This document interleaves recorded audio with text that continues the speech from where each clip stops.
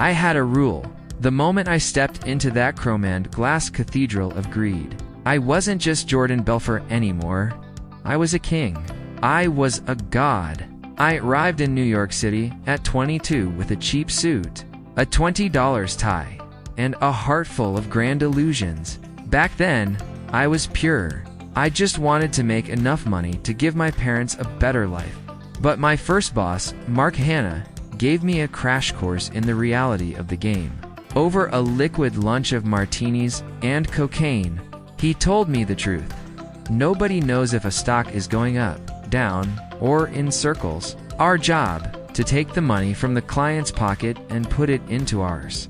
He taught me the necessities, drugs, sex, and a complete lack of a moral compass, to keep the brain spinning at 100 miles per hour.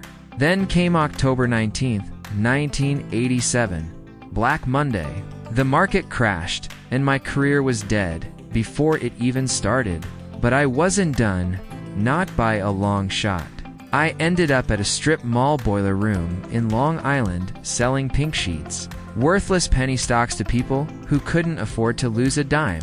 But here's the kicker, the commission was 50%. On Wall Street, I made 1% selling blue chips. Here, I was making half the pie. I realized then that if you sounded confident enough, people will hand you their life savings just to feel a spark of hope.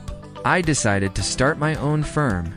I recruited a crew of local degenerates, my neighbor Donnie, a guy who married his own cousin and had a penchant for quaaludes, and a few neighborhood weed dealers. I taught them how to lie. I taught them how to create urgency. We called it Stratton Oakmont. It sounded like a prestigious, 100-year-old British institution, but we were just a bunch of pirates operating out of an old auto body shop. We grew faster than a malignant tumor. To legitimize the madness, we started taking real companies public, like Steve Madden's shoes. I stood in the center of that office, looking at hundreds of young, hungry kids who treated me like a messiah. I told them that being poor is not noble. I told them to be ferocious, to stay on the phone until the client either bought or died. The office became a circus, midget tossing, strippers marching through the bullpen, and enough drugs to fuel a small country. Power makes you feel invincible. I met the Duchess, Naomi. She was a masterpiece. For her, I ditched my loyal first wife and threw a wedding that cost more than most people make in a decade. I bought her a 150-foot yacht and named it after her. I was living the dream, but I forgot one thing. The higher you fly, the harder the wind blows. An FBI agent named Patrick Denham started sniffing around. He sat on my yacht, rejected my bribes, and looked at me like I was something he'd stepped in. I should have walked away then. I should have taken a plea. But I couldn't. I was addicted to the game. I started smuggling millions in cash into Switzerland, strapped to the bodies of my wife's relatives. I thought the Swiss banks were a fortress. But I underestimated how quickly a man would fold when his own neck is on the line. The collapse began with a bottle of expired lemon 714 quaaludes. I took too many, and the cerebral palsy face hit me while I was at a country club. I crawled to my Lamborghini, totaled it on the way home, and nearly killed my daughter in a drug-fueled haze. Naomi looked at me with nothing but pure, unadulterated disgust. Then came the storm at sea. To save my Swiss accounts, I ordered my captain to sail through a Mediterranean hurricane. As 80-foot waves crashed over us and my helicopter sank into the abyss, I realized all my money couldn't buy a second of calm. The final nail was the Swiss banker. He got busted for something else and sold me out in a heartbeat to save his own skin. I was forced to wear a wire to entrap Donnie, my best friend. But my last shred of loyalty got the better of me.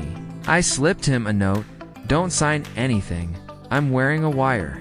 That piece of paper was my one-way ticket to federal prison. I lost everything. Naomi left me. The firm was liquidated. The empire vanished. When I got out, I stood on a stage in front of a room full of people who looked at me the same way my brokers used to. I held up a pen and gave them the ultimate test. Tell me this pen. They stammered. They tried to describe how well it wrote. They missed the point. People ask me if I regret it. I regret the pain I caused my family. I regret the drugs. But do I regret wanting more? The story of the wolf isn't a morality tale about the evils of money. It's about the raw truth of desire. Money is a mirror. It simply reflects who you truly are. In this world, you're either the one biting or the one being eaten. When you look into the abyss looks back. And the scariest part is realizing that the reflection in the dark is smiling. If you want to know how to succeed, you first have to ask yourself, what price you are willing to pay for your hunger?